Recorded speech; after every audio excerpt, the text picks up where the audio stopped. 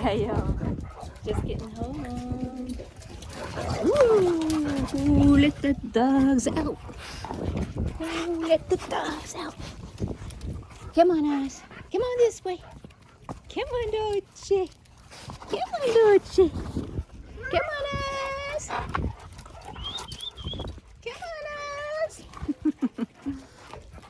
Yeah, but I want to show y'all something that some of y'all have already noticed. Come on, Oz. Ozzy, let's go. Tequila. Yeah, I wanted to show you this little girl. Lucia. This is my five-month-old female Cane Corso puppy. And look at her eye, y'all. You see that? Her right eye. So yeah, she's had this, this is cherry eye, called cherry eye. And she's had this is probably the second day that she's been having this going on. And so I do have a vet appointment already for her to get it corrected. It's not painful. It's probably just feels uncomfortable to her. And I've been putting some antibiotic drops, some lubricating drops in there just to keep it from drying out and to help keep it lubricated and a little bit more comfortable. But basically what that is, you know, it's the third membrane that dogs have. Like, you know, we have the you know, we have that pink tissue that you see underneath your eyelid. They have an extra little membrane there. You know, that's just called the third eyelid, and that just helps to keep debris out. And it also has some more like tear ducts, source of tears in there. So there's a couple ways to treat that, and one way is just to simply excise, take that little piece of tissue out, that third membrane out, and you know, that may cause the eye to be a little more dry than the other one, but you can always periodically put eye drops in your dog's eye. And then there's another method, which is just to kind of sew it back into place, although I've read that usually that doesn't always correct it long term. That sometimes it just pops right back out. It looks really bad though. Probably it looks worse than it is. It's you know, she doesn't seem to be bothered much by it, but it's definitely not something that I would let go for long term. Of course, you know, that's why she has a vet appointment. But Lucia. And it's not covering her pupil at all. It's just kind of resting right below where the lower part of the iris starts. So it's not really affecting her vision. And it is kind of unsightly. Pardon the pun.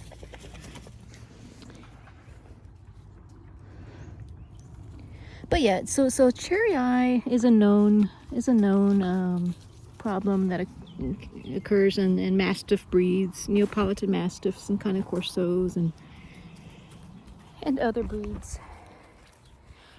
This is the first time I've experienced it with my Cane Corso. I have 3 Cane Corsos, and I don't know. You know, tell me if y'all who have more experience than me with Cane Corsos, or anyone that has experienced cherry eye before in yours. Have you noticed it in a younger dog or older? I don't know if it's more prevalent in a certain age group or not. But now every time I see this light come and pull it up, I've got piles of thistle that I've pulled up here that I'm supposed to be cleaning up this weekend. There's a pile right there. It's a beautiful, beautiful day out right now. just rained, and it's gorgeous. Here's another pile of thistle. You can see this thistle. See the seeds they're like dandelion seeds. Anyway, I'll cover that up so it doesn't blow. Come on, us! But anyway, yeah, I just wanted to show you all that, because I know some people have commented and wondering about her eye. Lucia! Gosh, it's so gorgeous out right now. Well, Lucia is looking really good. I mean, other than her eye issue right now. She's gaining some weight, and she's just a fantastic dog for a puppy. She's huge, y'all. Look at her compared to, this is Dolce, my 3-year-old adult. She's taller than Dolce already. Look at her. Isn't that amazing? And she's still growing. She's not going to stop growing until 2 or 3 years of age. So Dolce is already at the age where she's stopped growing. She's already, they pretty much, the growth plates have pretty much already closed at 3 years old. So that's about as big as Dolce is going to get as far as her bone structure and all that, bone length. But can you imagine that Lucia is still growing, and look how tall she is already. Goodness gracious. Man, she may even be taller than her mother, and her mother is huge. Lucia's mother looks like a male Cane Corso. She's so big. There's Miss Tequila. Oh, also I want to talk a little bit about Miss Tequila, my pit bull, American bully puppy. How old is she now? She's about 4 months old now. She's approaching 5 months, but anyway, I know a lot of y'all, because you know that I'm fostering her, and that I've been talking about that I need to rehome her because she's very dominant, and I don't want to risk her having a fight with my very, very dominant, Dolce, with my very dominant Cane Corso female here. Come on, Tux. Yeah, so I don't want to risk that because I'm not home all day long, so it's a huge risk once the hormones start kicking in that there's going to be a fight there. And I just don't want to take that risk. So she's going to be a great puppy for somebody, a great pet for somebody. But yeah, some of y'all are saying, no, don't rehome her because she'll grow out of it, or, it's just the puppy in her. She's just play fighting, or, that sort of thing. But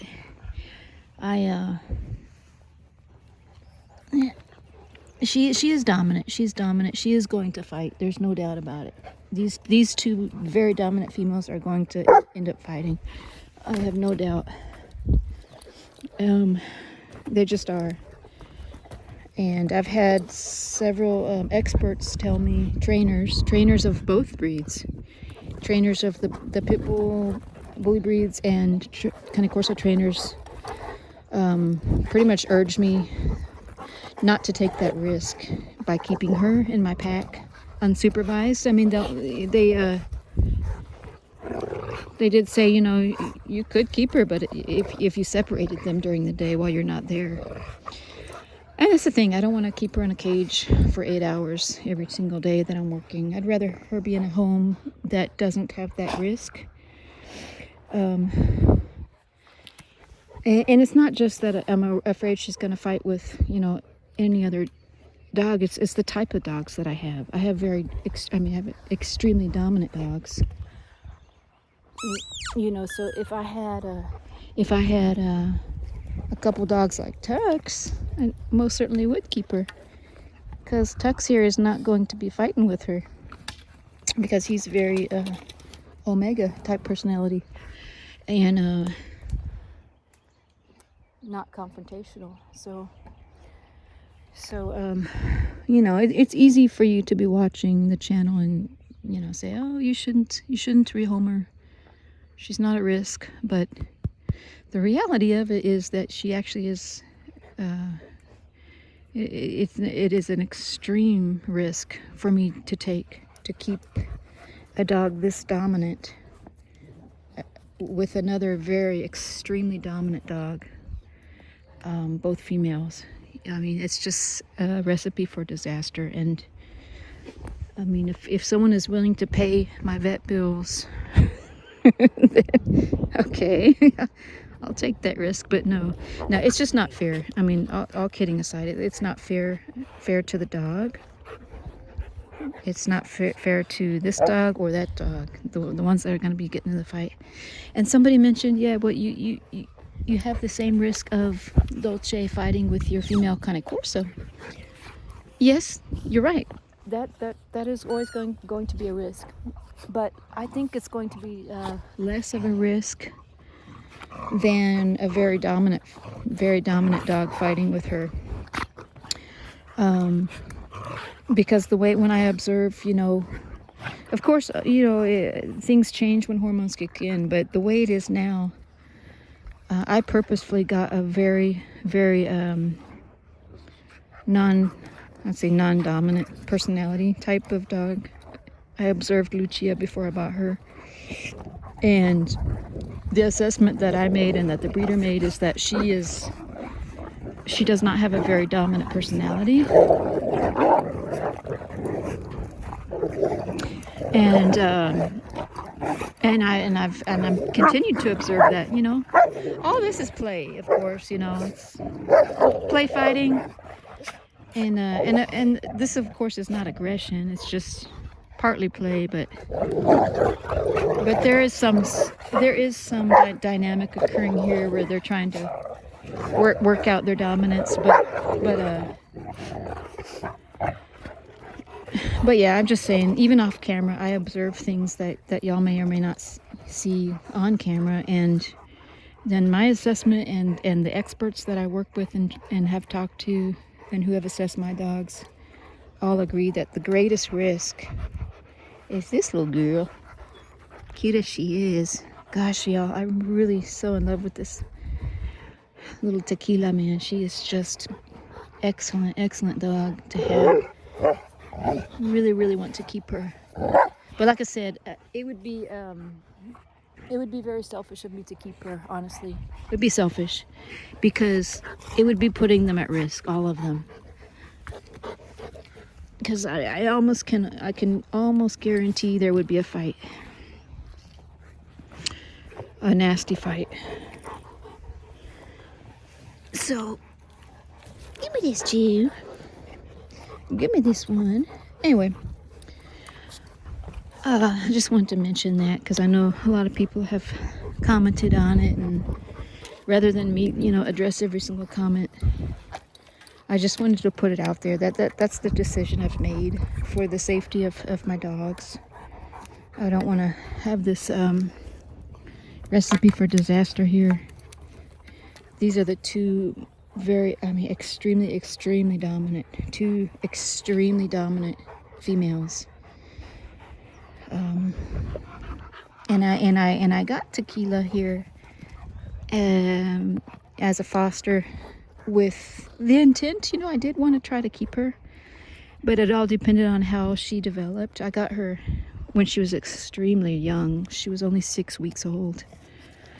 Even younger than when it was recommended. It's not even recommended to get a puppy until they're 8 weeks old, but she was very young, and so I wanted to observe how she developed and to see how her personality comes out. And yes, the breed, the type of breed that she is very dominant, known to be dominant. But within that, the breeds that she is made of, there are less dominant dogs even within those breeds. So, and Tux is a perfect example. These are both pit bull mixes. So Tux is the extreme opposite of the type of personality that Tequila is, and both have American Pit Bull Terrier in them, although different percentages. But so anyways, it's not always about the breed. It's, you know, some dogs are just more dominant. And she's at the very high end of the spectrum as far as dominance goes. And yeah. Anyway, sorry to beat a dead horse there, but that's the decision that I've made. And I didn't make it on my own. You know, like I said, I got lots of professionals that helped me to make that decision. She would be perfect in a household, like I said, with a less dominant dog. And so, because she's not aggressive. I mean, not per se. She's not aggressive. She's just dominant. And she can live a very harmonious life with another dog. And I prefer that she goes to a household with another dog because she loves being around other dogs.